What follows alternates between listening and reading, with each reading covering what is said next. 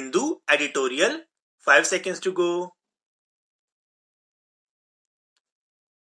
Start. Organizational elections are an opportunity for the Congress to reassess its leadership. The Congress has set the ball rolling for organizational elections in a period of great uncertainty in the party. The Central Election Authority of the party hopes to have a session of the All India Congress Committee by February 2021 that will elect the Congress Working Committee and possibly a new president. The post of the president has been vacant after Rahul Gandhi resigned in the aftermath of the Lok Sabha election debacle in 2019. Sonia Gandhi filled in as interim president, but the leadership vacuum has aggravated the morbidities of the party since then. In an extremely difficult political environment, the party has been drifting aimless and rudderless.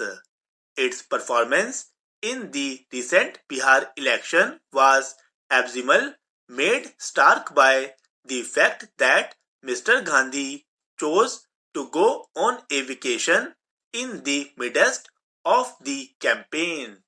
Earlier, it lost power in Karnataka and Madhya Pradesh and almost lost it in Rajasthan. The edifice that held the party together from 2004 to 2014, when it was in power at the center, has crumbled.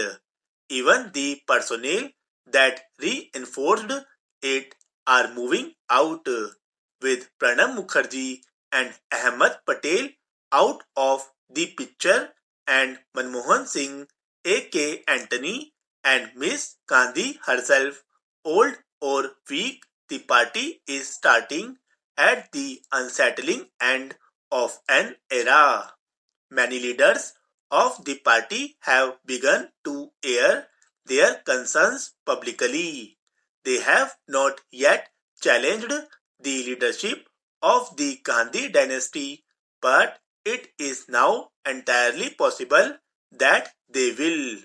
Dynastic leadership is never desirable, but Mr. Gandhi has added to the party's woes by being an uneasy heir, by refusing to hold office and cede control at the same time.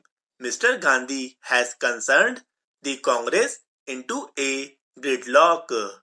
Organizational elections could be an occasion to breathe some life into the party. It will also be an opportunity for the party to re-examine the role of the Nehru-Gandhi dynasty. The dynasty's ability to function as a glue that binds conflicting personalities and thoughts has weakened along with its capacity to mobilize voters across the country. Mr. Gandhi's lament that his hands are tied by the old guard of the party is no longer valid as an excuse for inaction. Even after an overhauling of the organization, the Congress will have a long way to travel to get into fighting shape. At any rate, Mr. Gandhi should not hold the party hostage to his indecision. The organizational election is a moment of reckoning for the Congress and the dynasty at its helm. How the party manages its course from now on will have larger implications for national politics. It cannot allow itself to be defined merely by its opposition to the Bharatiya Janata Party and must formulate and articulate an alternative, inclusive, egalitarian vision of India.